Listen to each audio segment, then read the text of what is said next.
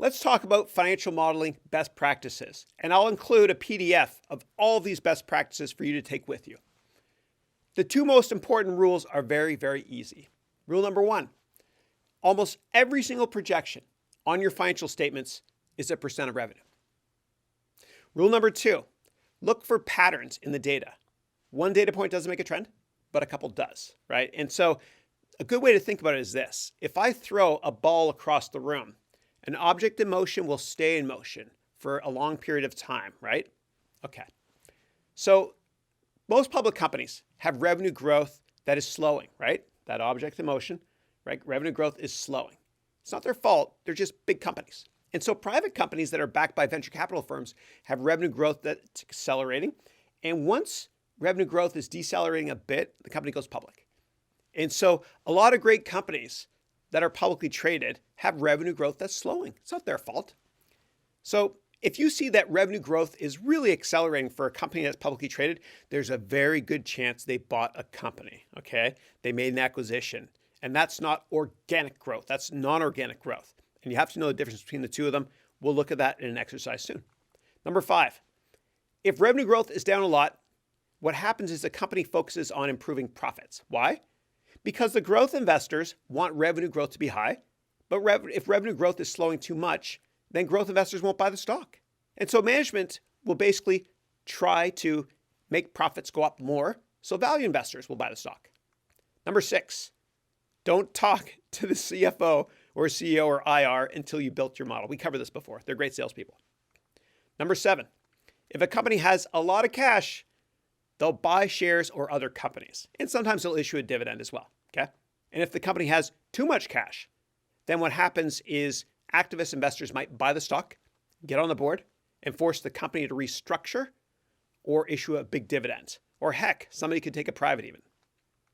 Okay, number eight, forecasting tax is really, really hard. Just use the historical tax rate, okay?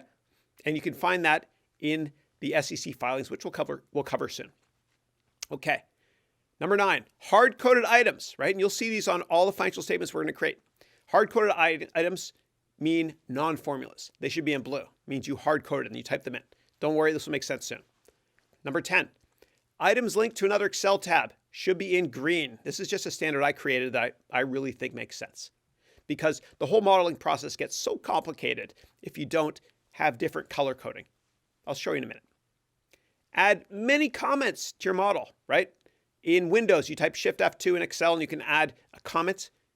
In Mac, what you do is you right-click on a cell and you can add a comment. And the reason you do this is because you'll come back and revisit this model in the future, and it's really confusing if you don't know what you were thinking at that point in time when you entered information in that model, okay? And if you're working on big teams and you enter in comments, you should put your initials first at the beginning and the date as well, just so your team knows who wrote what. Number 12. If the model is too complicated for you, dumb it down by grouping items together. And I'll show this to you in the example. Modeling is an art and a science. And I promise you, you'll never be 100% right. You just want to be directionally correct, okay? Don't get worried if you're not 100% right. Nobody ever is. Number 14, when you're done with your model, sleep on it and then revisit it the next morning, right? And if you still feel great about what you've created, then you're done. Number 15, know the size of the market, right? The total addressable market for a sanity check. And I'll be doing this with the LinkedIn case study soon. Number 16, add every little piece of data that the company provides you in the quarterly earnings press releases to your model, even if you don't use it. Number 17, percent items should be italicized, right?